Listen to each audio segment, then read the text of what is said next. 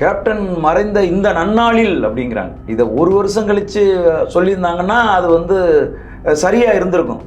ஒரு 10 நாள் கழித்து அவங்க பேசியிருந்தாங்கன்னா கூட மிக சரியா இருந்திருக்கும். எப்படி இருந்தாலும் நன்னாள்ன்றது சரி இருக்காது, ரொம்ப தப்பு. அது வார்த்தை தவறி வந்திருக்கலாம். வார்த்தை தவறி வந்திருக்கலாம். அப்படி ஏதாவது அங்க வந்து நடந்துச்சான்னு கேட்டா அப்படி எதுவும் நடக்கலை. ஆனா வழமைக்கு மாறா அவரை அடக்கம் செய்து முடித்த அதே கையோட ஒரு எழுச்சி உரையாற்றுறது அப்படிங்கிறது வந்து ஏற்புடையது இல்லைன்னு, அது முகம் சுளிக்க வைக்குது. இது வந்து திட்டமிட்டு இவங்க வந்து விஜயகாந்த் அவர்களினுடைய பெயரை பயன்படுத்தி அரசியல் செய்கிறாங்கங்கிறது அப்பட்டமா தெரியுதுண்ணே. சகோதரிகள், அவர் சைடில் இருக்கக்கூடிய சொந்த பந்தங்கள், இப்படி யாருமே வந்து அங்கே வந்து நின்னதாக, அவங்கள மற்ற வர்றவர்களை வரவேற்றதாக அப்படி ஒன்றையுமே நம்மளால் பார்க்க முடியல. அவர்களுக்கு எல்லாருக்கும் திருமணம் செய்து வைத்து அந்த குடும்பத்தை எல்லாம் தூக்கி சுமந்த ஒரு ஆள் எப்படி அந்த குடும்பங்களிலிருந்து பிரிக்கப்பட்டாரு? இன்னும் சொல்ல போனா விஜயகாந்த் அவர்களுடைய இந்த மரணம் மதுரையில் வந்து பெரும் தாக்கத்தை ஏற்படுத்தவே இல்லைங்கிறாங்க பல பேருக்கு. அப்படியாப்பட்ட அந்த நட்பை பிரேமலதா அவர்கள் திருமணம் செய்து வந்த பிறகு அவங்க 2 பேரையும் வந்து பிரிச்சுட்டாங்க. அந்த அம்மா ராவத்திரையினுடைய உடல்நிலை பாதிக்கப்பட்டிருந்த போது அவரை பார்க்க போய்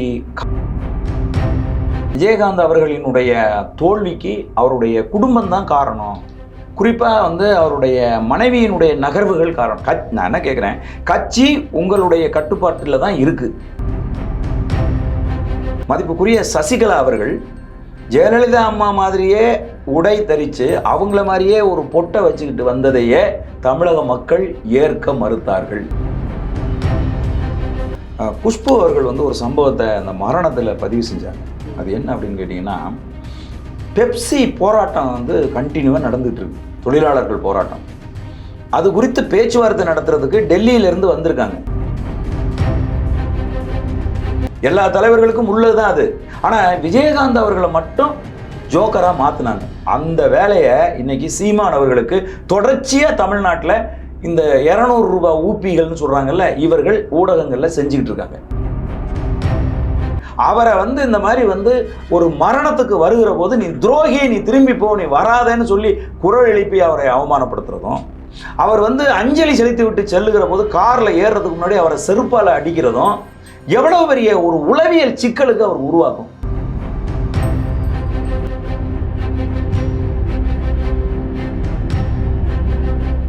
ராவணா பார்வையாளர்கள், தமிழ் உறவுகள் மற்றும் ராவணா நல உரிமைகளுக்கு வணக்கம். தமிழர் நல பேரிய இயக்கத்தினுடைய தலைவர் இயக்குனர் சோழர் மு. கலைஞர் நம்மோடு இருக்கின்றார். வணக்கம் அண்ணா. வணக்கம். 2-3 விஷயம் உங்ககிட்ட பேசணும். குறிப்பாக விஜயகாந்தினுடைய இந்த மரணம், அதை ஒட்டி பிரேமலதா அவருடைய அந்த உரை, சினிமாவுக்குள்ளே என்னென்னலாம் நடந்தது அப்படின்னா அந்த துறை சார்ந்து இருக்கக்கூடிய ஒரு விஷயமாக தான் உங்ககிட்ட பேசுகிறேன். இறுதி நிகழ்வெல்லாம் முடிஞ்சு எல்லாருக்குமாக ஒரு நன்றி உரை அப்படின்னு ஒன்று இருக்குது. அது பிரேமலதா சொன்ன விதம், டெலிவரி பண்ண விதம் வந்து ஒரு பெரிய விமர்சனத்துக்கு ஆகிட்டு இருக்கு. இந்த நன்னாளில் அப்படின்னு அவர் வந்து சொல்கிறாங்க, அது வந்து வார்த்தை தவறி இருக்கலாம் அப்படின்றது என்னுடைய கருத்தாக இருக்குது. அந்த உரை மீது, நன்றி உரை மீது உங்களுடைய பார்வை என்னவா இருக்குது? இல்லை, பொதுவாக வந்து உலகம் முழுதும் வந்து ஒரு நடைமுறை இருக்குண்ணே. அது என்னன்னா, அந்த இறுதியில் கொண்டு போய் அந்த கல்லறையில் அடக்கம் செய்கிறதுக்கு முன்னாடி அல்லது எரி ஊட்டுறதுக்கு முன்னாடி ஒரு இரங்கல் உரையை நிகழ்த்துவாங்க. அங்கே இருக்கக்கூடிய முக்கியமான ஆட்கள் 2 வார்த்தை வந்து பேசுவாங்க. இது வந்து வழமையாக இருக்கக்கூடிய இடம். அதில் அவர்களுடைய சிறப்பை, தனக்கும் அந்த பேசுகிறவருக்கும் அந்த இறந்தவருக்குமான உறவை நெகிழ்ச்சியாக கண்கலங்க அதை வந்து பதிவு செய்வாங்க. அதுவும் ரொம்ப பேரெல்லாம் பண்ண மாட்டாங்க, ஒரு 4-5 பேர் ரொம்ப முக்கியமான, மிக முக்கியமான ஆட்கள் பதிவு செய்வாங்க. இது ஒரு வளமையான ஒரு விஷயந்தான். அப்படி ஏதாவது அங்கே வந்து நடந்துச்சான்னு கேட்டால் அப்படி எதுவும் நடக்கலை. ஆனால் வளமைக்கு மாறா அவரை அடக்கம் செய்து முடித்த அதே கையோட ஒரு எழுச்சி உரையாற்றுறது அப்படிங்கிறது வந்து ஏற்புடையது இல்லைண்ணே, அது முகம் சுளிக்க வைக்குது. அதுவும் கேப்டன் விஜயகாந்த் அவர்களோட தொடர்ந்து பயணித்து ஒரு 6 ஆண்டுகளுக்கு மேலே அவரை ஒரு நோயாளியாக சகிச்சுக்கிட்டு அவருக்கு எல்லா பணிவிடைகளும் செய்து அவருடைய பயணித்த மனைவி அவரினுடைய இறப்பை வந்து பொருட்படுத்தாம அதை வந்து அந்த சோகத்திலிருந்து மீள முடியாமல் தவிக்கிற ஒரு மனநிலையில் இல்லாமல் அவரை நல்லடக்கம் செய்த கையோட வந்து ஒரு எழுச்சி உரை ஆற்றுறாங்க. அதாவது அது வந்து அதை வந்து ஒரு நன்றி உரை கூட சொல்ல முடியல. நன்றி உரை அது ஒரு இரக்கம் உள்ளதாக, ஒரு கண்ணீர் நிறைந்ததாக, ஒரு துக்கம் நிறைந்ததாக இல்ல. பொதுவா இல்ல, அப்படி இல்லை. அப்படி இருந்திருந்தா இது விவாத பொருளாக மாறி இருக்காது. அது வந்து எப்படி இருக்குன்னா, நம்ம வந்து ஒரு கேப்டன் அவர்களுக்கு ஒரு மிகப்பெரிய வெற்றியை எதிர்காலத்தில் நம்ம ஈட்டி கொடுக்கணும். அதை வந்து அரசியலாக முன் வச்சு காவல்துறையினர் ரொம்ப இது பண்ணாங்க. அவங்களுக்கு ஒரு சல்யூட் அப்படிங்கிறாங்க. புரியுதுங்களா உங்களுக்கு? கேப்டன் மறைந்த இந்த நன்னாளில் அப்படிங்கிறாங்க. இதை ஒரு வருஷம் கழித்து சொல்லியிருந்தாங்கன்னா அது வந்து சரியாக இருந்திருக்கும். ஒரு 10 நாள் கழித்து அவங்க பேசியிருந்தாங்கன்னா கூட மிக சரியா இருந்திருக்கும். எப்படி இருந்தாலும் நன்னாள்ன்றது சரி இருக்காது. ரொம்ப தப்பு. அது வார்த்தை தவறி வந்திருக்கலாம். இல்ல, வார்த்தை தவறி வந்திருக்கலாம். அது எல்லாருக்கும் நடக்கிறது தான் வச்சுங்களேன். மரண வீடுகளில் போய் சில பேர் வந்து வாழ்த்துக்கள் அப்படின்னு சொல்லிடுவாங்க. சில நேரத்தில் என்னுடைய வாழ்த்துக்களை தெரிவிச்சுக்கிறேன்னு, இரங்கலை தெரிவித்துக்கிறேன்னு சொல்றதுக்கு பதிலாக தடுமாறி சொல்லிடுவாங்க. இதெல்லாம் இயல்பானது தானே. ஆனால் கேப்டனுடைய மனைவிங்க, அவரை இழந்த துயரம் இருக்குல்ல, அது தன்னை அழித்து கொண்டு இருக்கிற போது அந்த துயரிலிருந்து மீள முடியாம இருக்கிற ஒரு மனநிலையை தான் மக்கள் எதிர்பார்க்கிறாங்க. தொண்டர்கள்கிட்ட அதுதான் இருந்தது. இல்லாமல் தொண்டர்களை தாண்டி பொதுமக்களாக, பார்வையாளராக வந்திருந்தாங்க, ஒரு ரசிகராக வந்திருந்தவங்களுக்கு அந்த மனநிலை தான் இருந்தது. தமிழ்நாடு முழுதும் இல்லைங்க, உலகம் முழுதும் விஜயகாந்த் அவர்களை நேசிக்கிற பல பேர் அவர் இறந்த செய்தி கேட்டதிலிருந்து சாப்பிடாம, எந்த வேலையும் செய்யாம, பல பேர் வந்து கன்னியாகுமரியிலிருந்து கிளம்பி 12 மணி நேரம் 13 மணி நேரம் டிராவல் பண்ணி மெட்ராஸுக்கு வந்து இறங்கி கண்ணீரும் கம்பளையுமா அப்படியே கதறிட்டு நிற்கிறாங்க. பல பேர் வந்து தொலைக்காட்சிக்கு முன்னாடியே அப்படியே நடைவினமா அப்படியே உட்கார்ந்து ஒவ்வொரு காட்சியா பார்த்து அப்படியே கண்ணீர் வடிச்சுக்கிட்டு இருக்காங்க. இப்படி வந்து மக்கள் அவர் மீது கொண்ட அன்பால் தங்களுடைய அந்த துயரத்திலிருந்து மீள முடியாமல் துடித்து கொண்டிருக்கிற ஒரு நேரத்தில் ஒரு மனைவி வந்து, நான் அதை தான் சொல்றேன், அது ஒரு அதாவது ஒரு இல்லை, இது அரசியலாக்குறாங்களா அந்த நிமிடத்திலிருந்து அப்படி தோணுதா? அப்படிதான் வந்து நமக்கு தோணுது. இது வந்து திட்டமிட்டு இவங்க வந்து விஜயகாந்த் அவர்களினுடைய பெயரை பயன்படுத்தி அரசியல் செய்கிறாங்கங்கிறது அப்பட்டமா தெரியுதுண்ணே. அதாவது எப்படி அப்படின்னு கேட்டிங்கன்னா, ஒரு மாநாடு நடக்குது, அந்த மாநாட்டினுடைய நிறைவுரை ஆற்றுவாங்கல்ல, அந்த மாதிரி அந்த அம்மா வந்து பேசுகிறாங்க. ஒரு சாதாரணமாக ஒரு சமூக வலைத்தளத்தில் வந்து ஒரு யாருன்னே தெரியாத ஒரு பையன், இளைஞன் அவன் வந்து பேசுகிற ஒரு செய்தி ஒரு நிமிஷம் என்னை ஒழுக்கிடுச்சு. பார்த்த எல்லாருமே அவன் சொல்கிறான், யாருன்னே தெரியாது, வேலை தேடி சென்னைக்குள்ளே வரேன், இருக்கிற காசு சம்பாத்தியம் காசு ஹோட்டலில் சாப்பிட்ற அளவுக்கு நிறைவாக இல்லை, குறைஞ்ச இதில் எங்கே கிடைக்குன்னு நான் பார்த்துக்கிறப்ப அம்மா ஹோட்டலில் சாப்பிட்டுக்கிட்டு இருந்தேன். ஏன்னா காசு அவ்வளோதான் இருக்குது, நல்ல இளைஞன்.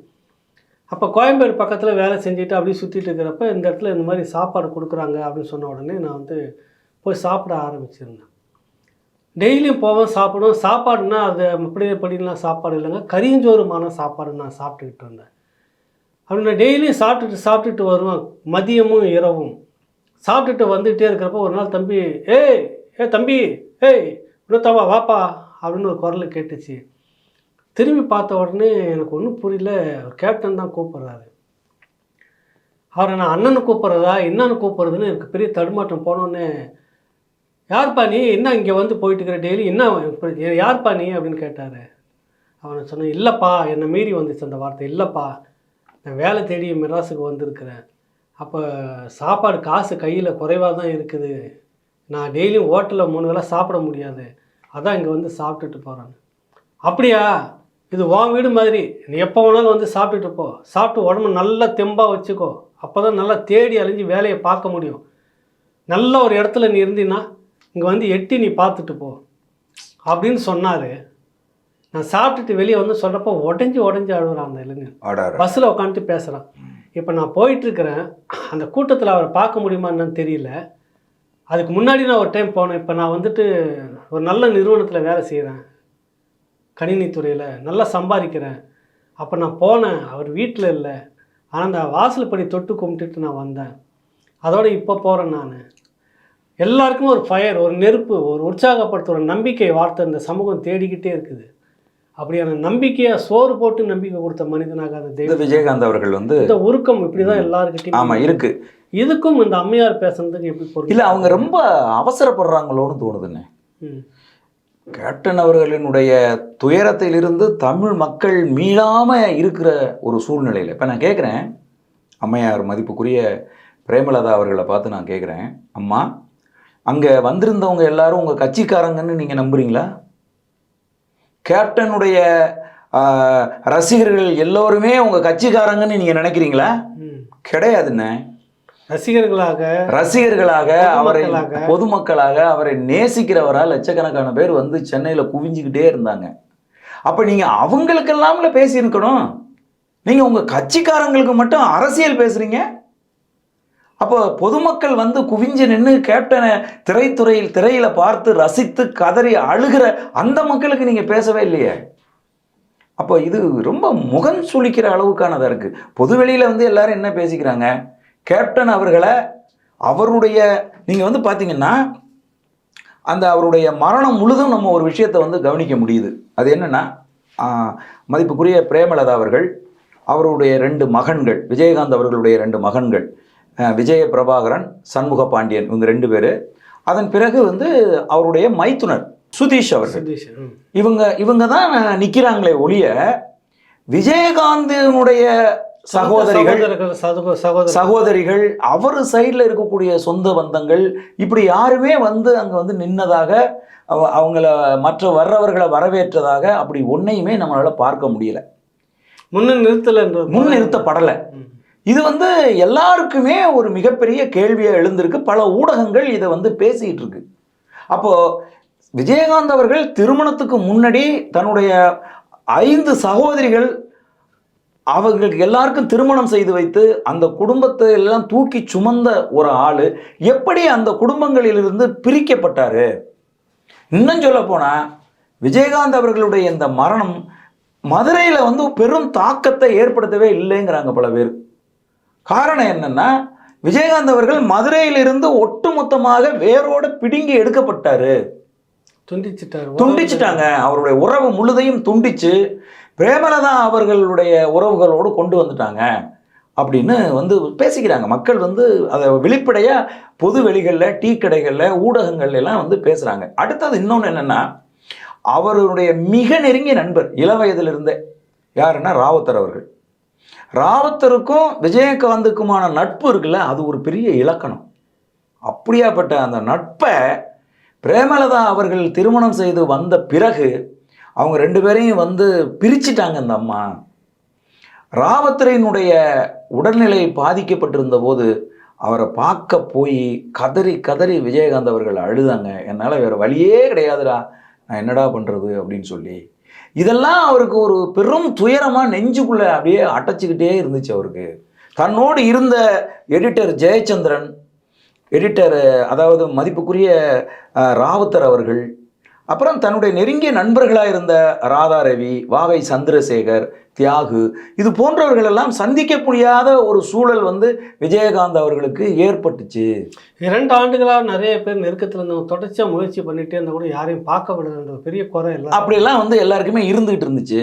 அதையும் தாண்டி ஒரு பெரிய சோகம் அவருக்கு என்ன இருந்துச்சுன்னா, ரசிகர் மன்றத்தினுடைய பொறுப்பாளர்களாக இருந்து கட்சியாக வந்து ஆரம்பிக்கணும்னு பெரிய அழுத்தம் கொடுத்து அவர் அதையெல்லாம் ஏற்று கட்சியை ஆரம்பித்து அந்த கட்சி தேர்தல் களத்தில் நின்று பெரிய வெற்றிகளை ஈட்டிய பிறகு பல பேர் அவருக்கு துரோகம் செய்துவிட்டு பல்வேறு கட்சிகளுக்கு போனாங்க. முதன்மை பொறுப்பாளர்களாக இருந்தவங்க, ரசிகர் மன்றத்தில் தொடர்ந்து பயணித்தவங்கெல்லாம் அதெல்லாம் அவரால் வந்து தாங்கிக்க முடியல. பெரிய மன அழுத்தத்தை வந்து அதெல்லாம் வந்து அவருக்கு உருவாக்குச்சு அப்படின்னு சொல்கிறாங்க. அப்போ அதுக்கெல்லாம் ஒரு தீர்வு இந்த நண்பர்கள் வட்டாரம் இருந்திருந்தாருன்னா தொடர்ச்சி அது வந்து ரிலீவ் ஆகிருக்கும், ரொம்ப நல்லா இருந்திருக்கும். ஒரு மன அழுத்தத்தை பகிர்ந்து கொள்வதற்கு குடும்பத்தை தாண்டி நண்பர்களோடு அவர் வந்து இருந்திருக்கணும், நண்பர்களோடு பழகி இருந்திருக்கணும் அப்படின்னு எல்லாருமே வந்து விரும்புகிறாங்க.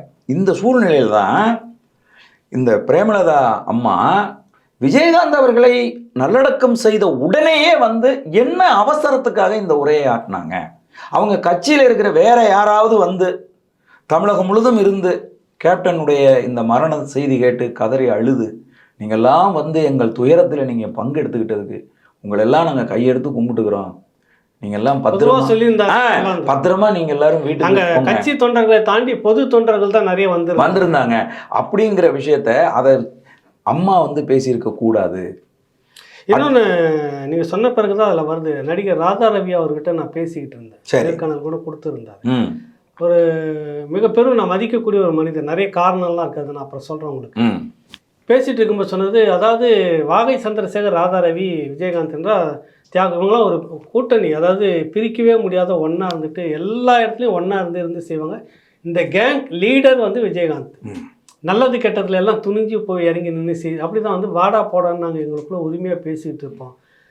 அப்புறம் ஒரு கட்டத்தில் பெரிய அளவில் வந்துட்டு இப்போ ஒவ்வொன்று வரப்போ இந்த உரிமை எங்களுக்கு பறிக்கப்படுறது அந்த மாதிரி உணர முடியுது அவங்களால. பார்த்து இல்லை தடுத்துட்டாங்க எங்களை சில பேர். அது யாருன்னு நான் சொல்ல மாட்டேன்றாரு. நாங்கள் அந்த உரிமையாக வந்துட்டு என்னடா விஜய் அப்படி, என்னடா ராதா, என்னடா ரவி அப்படின்னு, என்னடா வாகை சந்திரசேகர், இவங்களாம் அந்த வாடா போடான்னு பேசிக்கிற அந்த கோஷ்டிகளுக்குள்ளே மனம் விட்டு பேசிக்கிற ஒரு கட்டத்தில் அவர் வளர வளர பெரிய அளவில் வந்து அரசியலுக்கு வரப்பெல்லாம் அப்படியே கட் ஆகுது. என்னன்னா, நாங்கள் அந்த வாடா போடான்னு கூப்பிட்றத விரும்பல, உரிமையாக அப்படியே துண்டிச்சிட்டாங்க. அது எங்களுக்கு ஒரு பெரிய வலியாக இருந்தது. அந்த வலி அவனுக்கு இருக்கும் இல்லைன்றது யதார்த்தமாக சொல்லக்கூடிய ஒரு விஷயம். உண்மைதான். கரெக்டுங்களா? அது உண்மைதான், ரொம்ப உண்மைண்ணே. இதைத்தான் இன்னைக்கு ஊடகங்கள் பேசிகிட்டு இருக்கு. அரசியலாக விஜயகாந்த் அவர்களினுடைய தோல்விக்கு அவருடைய குடும்பம் தான் காரணம். குறிப்பாக வந்து அவருடைய மனைவியினுடைய நகர்வுகள் காரணம். நான் என்ன கேட்குறேன், கட்சி உங்களுடைய கட்டுப்பாட்டில் தான் இருக்குது. கடந்த 6-7 வருடங்களாக விஜயகாந்த் அவர்களினுடைய அரசியல் செயல்பாடு என்பது 0. அவருக்கு உடல்நிலை சரியில்லாமல், ஆமாம், எல்லாமே பண்ணிட்டு இருக்கேன். அவரை வந்து அமெரிக்காவுக்கு கொண்டு போனாங்க, சிங்கப்பூருக்கு கொண்டு போனாங்க. இப்படி பல்வேறு கட்டத்தில் அவரை நீங்கள் தாங்கி பிடிச்சி கொண்டு வந்து ஒரு நோயாளியாக நீங்கள் வந்து அவரை வச்சுக்கிட்டு இருக்கீங்க. இந்த சூழ்நிலையில் அவசரமாக மருத்துவமனையிலிருந்து கொண்டுகிட்டு வந்து கட்சி ஆஃபீஸில் அவருக்கு கழுத்தை பின்னாடி இருந்து ஒருத்தர் பிடிச்சிக்க வேண்டிய மாதிரியான ஒரு சூழ்நிலையில் சுயநிலைவு இல்லாமல் உட்கார வச்சு கட்சியினுடைய பொதுச் செயலாளரும் தன்னை அறிவிச்சுக்க வேண்டிய தேவையும் அவசியமும் என்ன இருக்கு? யாரு இந்த நிர்பந்தத்தை உங்களுக்கு உருவாக்குனது? யாரு? அவர் இருக்கும்போது பொதுச் செயலாளர்னு வந்து ஏன்னு அவர் இல்லாத போது சொன்னா யாரும் ஏத்துக்க மாட்டாங்களா? நான் கேட்குறேன். அவர் இல்லாத போது அவருடைய இடத்த நான் நிரப்புறேன், நீங்க என்னை ஏற்கணும் அப்படின்னு சொல்லி வந்தா இன்னமும் அது வந்து கூடுதல் உணர்வோடு அது இருக்காதா? இப்போ வந்து உங்க மேல வந்து கட்சிக்காரங்களுக்கே பெரிய அவர்ஷன் உருவாகி போச்சே. கணவனை பாருங்க அண்ணே, ஜெயலலிதா அம்மாவினுடைய மரணத்துக்கு பிறகு மதிப்புக்குரிய சசிகலா அவர்கள் ஜெயலலிதா அம்மா மாதிரியே உடை தரித்து அவங்கள மாதிரியே ஒரு பொட்டை வச்சுக்கிட்டு வந்ததையே தமிழக மக்கள் ஏற்க மறுத்தார்கள்.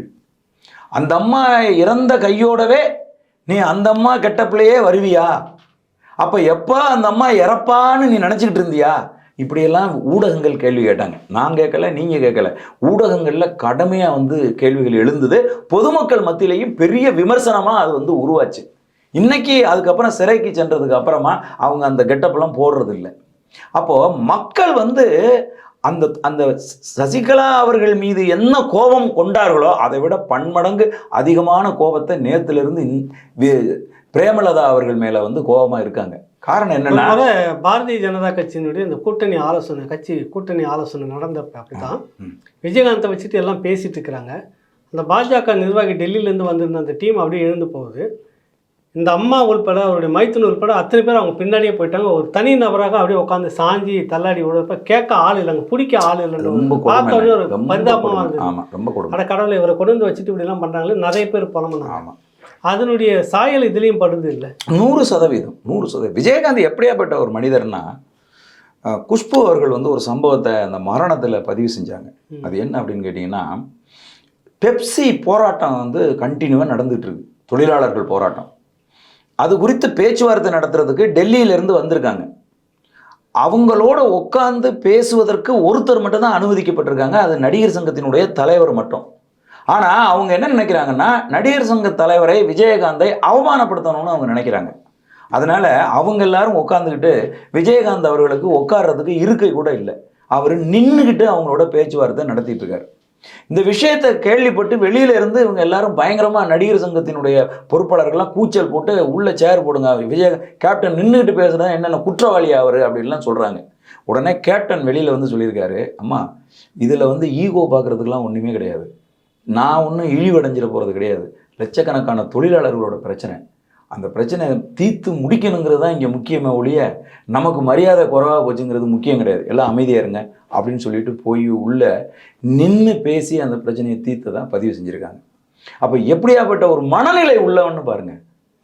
அந்த ஈகோவே சுத்தமாக இல்லாத, தொழிலாளர்களுக்காக நம்ம எதையும் இழக்கலாம், தன்மானத்தை கூட இழக்கலாம் அப்படிங்கிற மனநிலை உள்ள ஒரு மனிதனை நல்லடக்கம் செய்த கையோட மனைவின்ன வேற யாருமா இருந்தா கூட பிரச்சனை இல்லைண்ணே, அந்த கட்சியினுடைய பயணிக்கிற ஒருத்தர் பேசியிருந்தா கூட பிரச்சனை இல்லை, ஈவன் அவருடைய மைத்துனர் பேசியிருந்தால் கூட பிரச்சனை இல்லை, மனைவி வலி துயரம் நிறைந்த மனிதராக பிரேமலதா இல்லை அப்படின்னு தான் விமர்சனம் 100% இன்னைக்கு ஓடிக்கிட்டே இருக்கு. ஆமா, 100%. அடுத்தது வந்து இன்னொரு பெரிய விஷயம் பரபரப்பாக ஓடிட்டு இருக்குதுன்னா, அங்கே போய் இரங்கல் அஞ்சலி செலுத்துவதற்காக போன நாம் தமிழர் கட்சியினுடைய தலைமை ஒருங்கிணைப்பாளர் சீமான் வழக்கம் போல் இது வந்து இந்த படத்தில் நான் வேலை செய்து இந்த டைலாக் நான் எழுதி கொடுத்துருந்தேன் தவசி படத்துக்கு, அதை சொல்ல போய் இங்கேயும் வந்து கதை அடித்து விடுறாரு நிறைய இந்த மீம்ஸ்லாம் ஓடிக்கிட்டு இருந்ததை பற்றி நேற்றுலேருந்து பார்த்துக்கிட்டே இருப்பீங்க.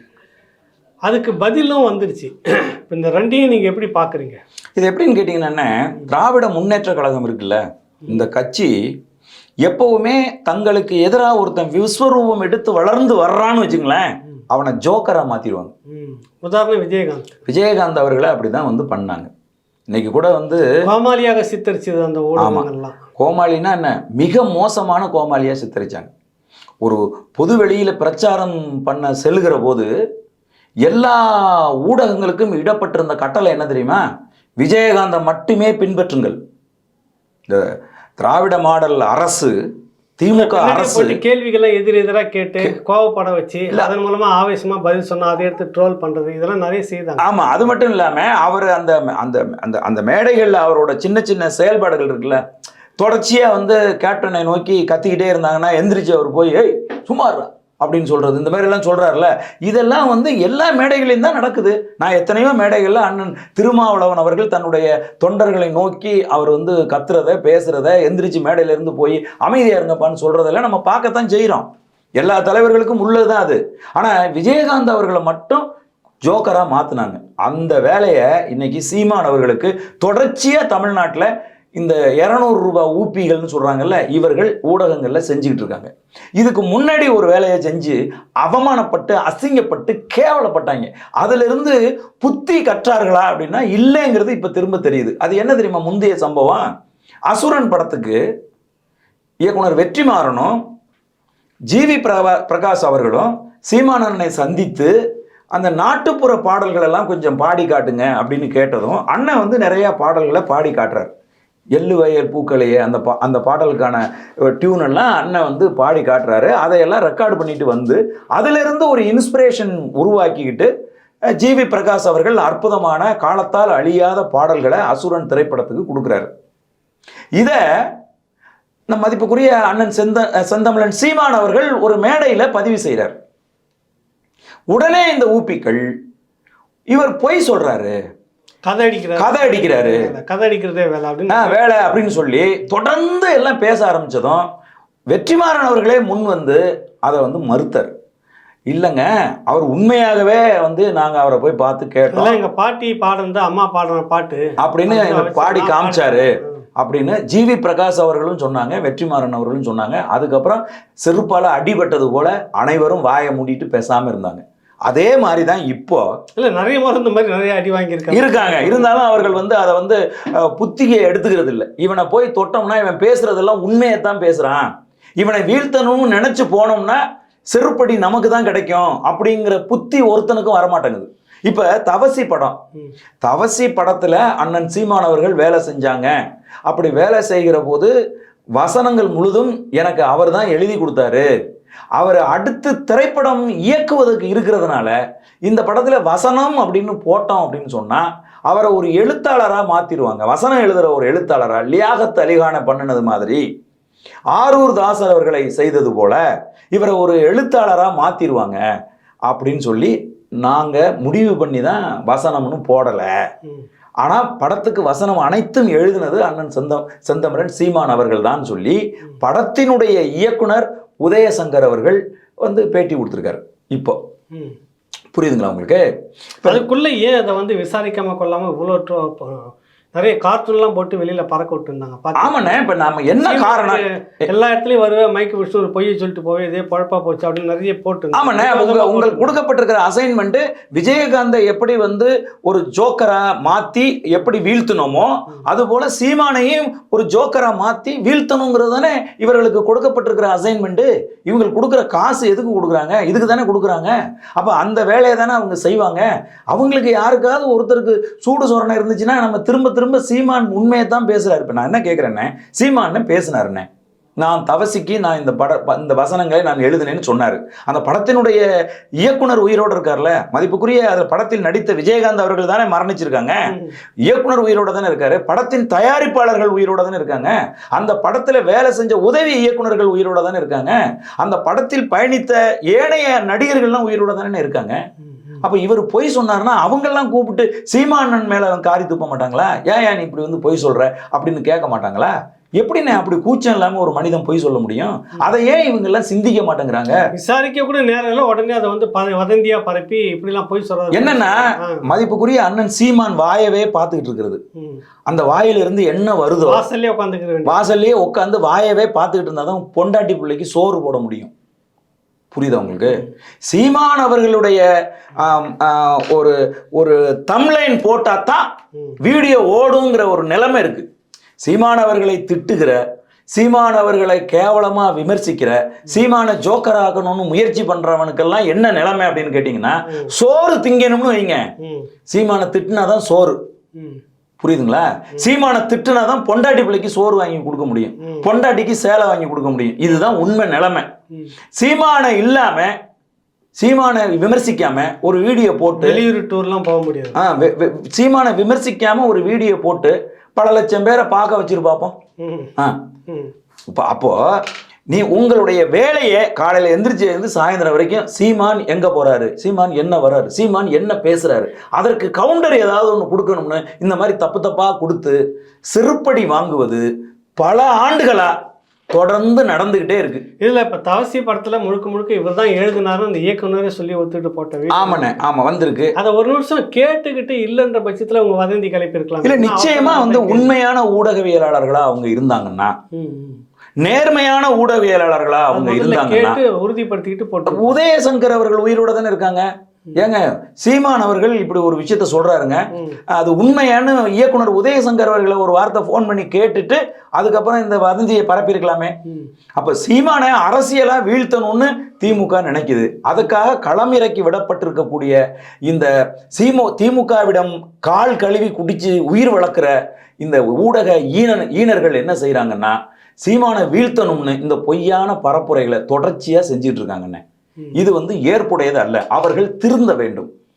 அதுதான் என்னுடைய கருத்து. ஒன்னு உடஞ்சிக்கிட்டே இருக்கு, ஆனாலும் அதை சொல்லிக்கிட்டே தான். அதை திரும்ப திரும்ப நீங்க சொல்லிக்கிட்டே இருக்கு. திரும்ப திரும்ப சீமானை பொய்யேன் பொய்யேன் அப்படின்னு சொல்றது எப்படி சரியா இருக்க முடியும்?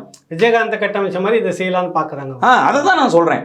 சீமான் என்ன பேசினாலும் பொய்யா தான் பேசுவாரு அப்படிங்கிற ஒரு கட்டமைப்பை உருவாக்க முயற்சி பண்ணி அண்ணன் மதிப்புக்குரிய சீமான் அவர்களுடைய விஷயத்துல நீங்கள் தொடர்ச்சியா தோல்வி அடைஞ்சுக்கிட்டு தான் இருக்கிறீங்க, அவமானப்பட்டுக்கிட்டு தான் இருக்கிறீங்க.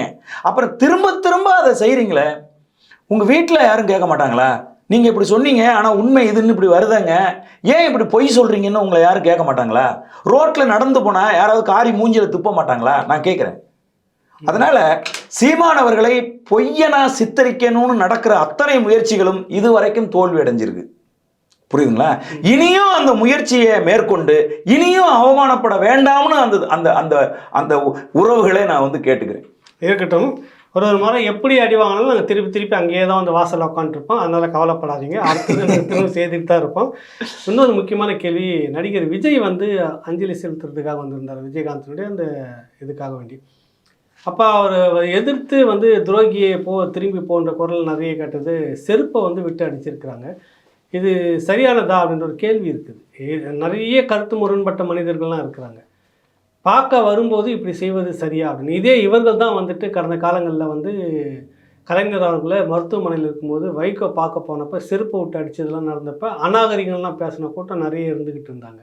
இப்போ இதுக்கு வந்து என்ன மாதிரியான பதிலை தரக்கூடியவர்களாக இருக்காங்க? இந்த தரப்பு இப்படி செய்வது சரியா? விஜயகாந்த் தரப்பு இல்லைண்ணே, இதில் வந்து ரெண்டு கருத்து இதில் வந்து நிலவுதுண்ணே. நான் கொஞ்ச நேரத்துக்கு முன்னாடி ஒன்று சொன்னேன். அது என்னன்னா, திமுகவுக்கு எதிராக ஒருத்தர் விஸ்வரூபம் எடுத்து வளர்ந்து வந்தா எந்த எல்லைக்கும் போய் திமுக அவர்களை அவமானப்படுத்தும், அவர்களை உள ரீதியா அவர்களை வந்து குற்ற உணர்ச்சிக்கு உட்படுத்தி அவர்களை எலிமினேட் பண்ணணும்னு முயற்சி பண்ணும். புரியுதுங்களா? அதில் அவங்க முதல்ல செஞ்சது வந்து விஜயகாந்த் அவர்கள் விஸ்வரூபம் எடுத்து வந்தார். திமுக அதிமுக ரெண்டுக்கும் எதிராக 10% வாக்கு வாங்கி தனக்கு ஒரு பெரிய விஸ்வரூபம் எடுத்து வந்தபோது இவனை கூட்டணிக்குள்ளே எப்படியாவது கொண்டுட்டு வந்து காலி பண்ணணும்னு முடிவு பண்ணி கூட்டணியை அமைக்க வச்சு அவருடைய அரசியலை வந்து சிறுமைப்படுத்தி பேசி, அவர் வந்து பேச தெரியாதவர், அவர் கோவக்காரரு, யாராக இருந்தாலும் அடிப்பார், அவர் ஒரு கோமாளித்தனமான ஆளுன்னு ஆக்கி அவரை வந்து எலிமினேட் பண்ணாங்க. அடுத்தது சீமான் அவர்கள் வந்தாங்க. விஜயகாந்த் அவர்களை விட ஒரு எழுச்சி பெற்ற இளைஞர்களுடைய நன்மதிப்பை பெற்ற ஒருத்தரா அவர் வந்து வளர்ந்து பெருசாக வந்தார். அப்படி வந்தபோது அவரை ஒரு கோமாளியை மாற்றுறதுக்கும் அவர் பேசுறதெல்லாம் பொய் அப்படின்னு ஆக்குறதுக்கும் ஒரு பெரிய கும்பலை கிரியேட் பண்ணி பணம் கொடுத்து அவர்களை வச்சு தொடர்ச்சியாக முயற்சி பண்ணாங்க. ஆனால் அவர்களை விட புத்திசாலியாக இருக்கிற படித்த இளைஞர் படையாக இருக்கிற நாம் தமிழர் படை என்ன செய்யுதுன்னா, ஒவ்வொரு முறையும் அவர்கள் பொய்யா ஒன்றை சித்தரிச்சா அடுத்த 5வது நிமிடம் அது பொய் என்பதை நிரூபணம் செஞ்சு அவர்களுக்கு எந்த அளவுக்கு பதிலடி கொடுக்க முடியுமோ அந்த தொடர்ச்சியாக பதிலடி கொடுத்துக்கிட்டே இருக்காங்க. புரியுதுங்களா உங்களுக்கு? இந்த சூழ்நிலையில் விஜய் இன்னைக்கு அரசியலுக்கு வரப்போறாரு. உள்ளாட்சி தேர்தலில் ஒரு பெரிய அளவில் வெற்றியை அவர்கள் வந்து ஈட்டி இருக்கிறாங்க. அப்படிங்கிற நிலையில் விஜய ஒரு ஒரு ஊனத்துக்கு உட்படுத்தணும், ஒரு உள பாதிப்புக்கு ஏற்படுத்தணுங்கிறதுக்காக திட்டமிட்டு விஜய் வருகிற போது அவருக்கு எதிரான ஒரு பரப்புரையை மேற்கொள்ளணும், அவரை அவமானப்படுத்தி அங்கிருந்து அனுப்பணும் அப்படிங்கிறதுக்காக திட்டமிடப்பட்ட ஒரு செயல் அது. அப்படின்னு திட்டமிடப்பட்டதுன்னு யார்? திமுக திட்டமிட்டு இதை செய்யுது அப்படின்னு சொல்லி ஒரு தரப்பு பேசுறாங்க, பொதுமக்களும் பேசுறாங்க, ஊடகங்களையும் பேசுறாங்க. ஒரு துக்கத்துக்கு வந்த ஒருத்தரை அப்படியெல்லாம் வந்து செய்ய மாட்டாங்க.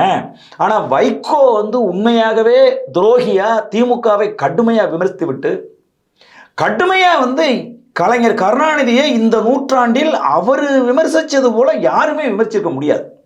மு.க. ஸ்டாலின் அவர்களை வந்து எதிர்த்து கேள்வி கேட்டு கட்சியை விட்டு வெளியில் போய் தனி கட்சி கட்டின ஒரு ஆள் நீலி கண்ணீர் வடித்து கொண்டு கலைஞர் கருணாநிதியின் மரணத்துக்கு வந்தபோது அவர்கள் என்ன மாதிரியான இழிவை செய்தார்களோ அதே மாதிரியான ஒரு இழிவை இன்னைக்கு விஜயகாந்தினுடைய மரணத்துக்கு வந்த விஜய் அவர்களுக்கு நடத்தி இருக்கிறார்கள். அப்படிங்கிறது ஒரு பார்வையா பொதுமக்கள் மத்தியில் இருந்துகிட்டு இருக்கு.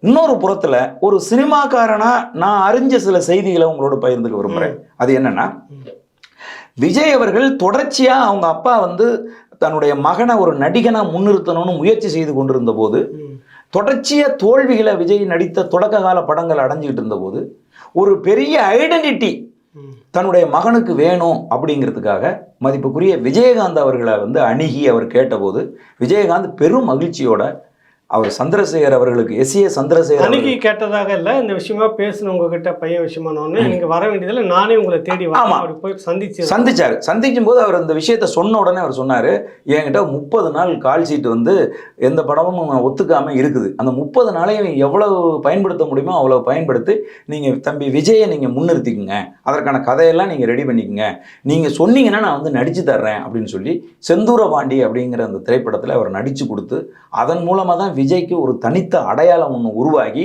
அவருடைய வெற்றி படிக்கட்டுகள் தொடர்ந்து வெற்றி படிக்கட்டில் ஏற ஆரம்பித்தார்.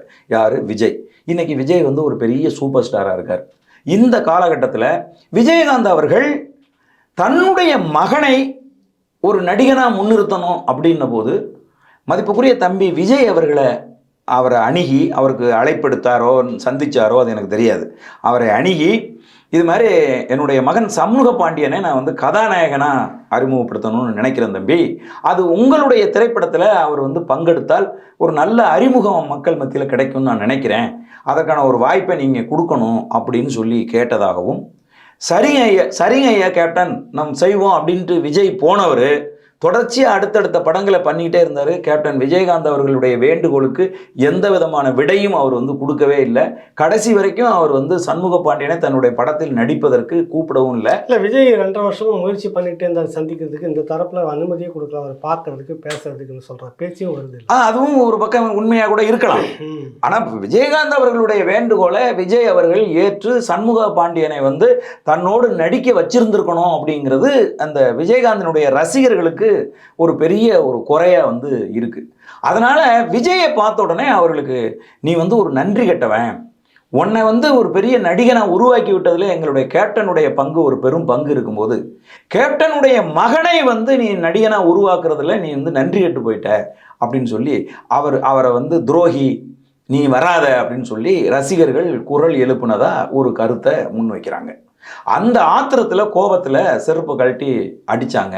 அதை ஒரு பின் மண்டையில் வந்து பட்டுச்சு, அவமானப்பட்டு அவர் வந்து போனார். அவர் வருகிற போதே அவங்க துரோகி நீ வராத அப்படின்னு கத்துனாங்க. எனக்கு என்ன தோணுதுன்னா, இது வந்து என்னதான் இருந்தாலும் ஒரு எதிரி கூட வரும்போது இந்த மாதிரியான துக்க நிகழ்வுகளுக்கு அனுசரிச்சுட்டு போகிறது வழக்கம். திட்டமிட்டபடி முதல்ல ஒன்று சொன்னீங்கல்ல, முதல் பார்ட்டு, ஆமாம், திட்டமிட்டபடி யாரோ அதில் விளையாடி இருக்கிறாங்க. என்னுடைய கணிப்பாக இருக்குது. ஆமாம், நானுமே அதை தான் வந்து நான் சொல்ல வர்றேன்.